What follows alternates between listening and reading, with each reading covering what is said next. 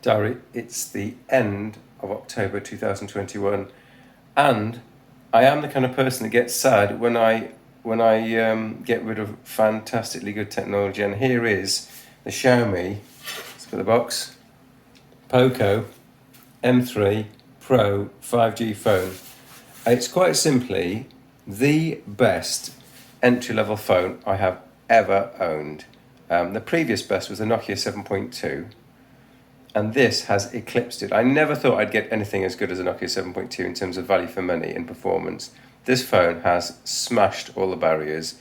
And why is that? And that's because this is basically an entry-level Android phone. It comes in at £200. Well, it's entry level. It's, let's say, lower, just slightly above entry level Android phone. I'm just going to run through some of the reasons why it's absolutely fantastic in 2021. The proviso being that it came with Android 11, and whilst I'm getting security updates, I doubt they'll ever upgrade it to Android 12. So you've got to be prepared to stick on Android 11, which is a great operating system.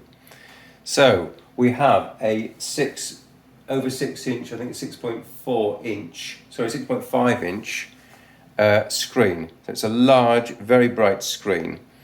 It's full HD. It's not a quad HD screen, but to my knowledge, it's fantastic. It's capable of 90 Hertz display. It's got a 5,000 milliamp hour battery, and this phone is capable of dual 5G. So yeah, it ticks all the spec boxes, including performance. So this has got an 8-core CPU. Oh, and by the way, it's got 6 gigabytes of memory and 128 gigabytes of storage. And because it's a dual SIM phone, one of the SIMs can be used for either a second SIM or an SD card. So you've got a massively powerful phone with a clear screen, with the usual protective coating on the front, got a glass coating, glass 3. And it just does absolutely everything brilliantly. I've not really had the chance to test 5G as I live in rural environments, but I can tell you that it does excellent 4G reception. My Vodafone SIM is running at over 80 megabits per second, 80 megabits per second on this Xiaomi phone. Just absolutely brilliant.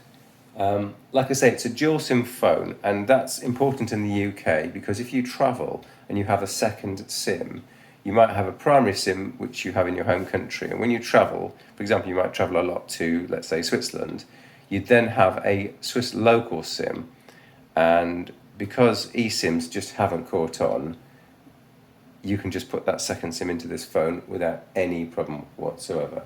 So it's a very practical phone. I found out in this, this is the cover that I'm giving away with my sale.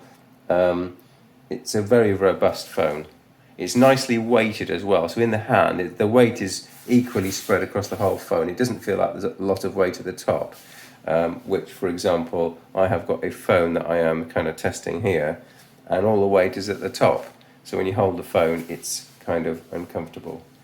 I'm trying to think of any downsides to buying this phone, and the only thing I can say is that you probably won't get an Android 12 upgrade. I very much doubt Xiaomi will make the upgrade. They'll just release a new Poco M4, M5, M6 phone, etc., and they just won't update this phone. But nevertheless, I think you'll still get security upgrades.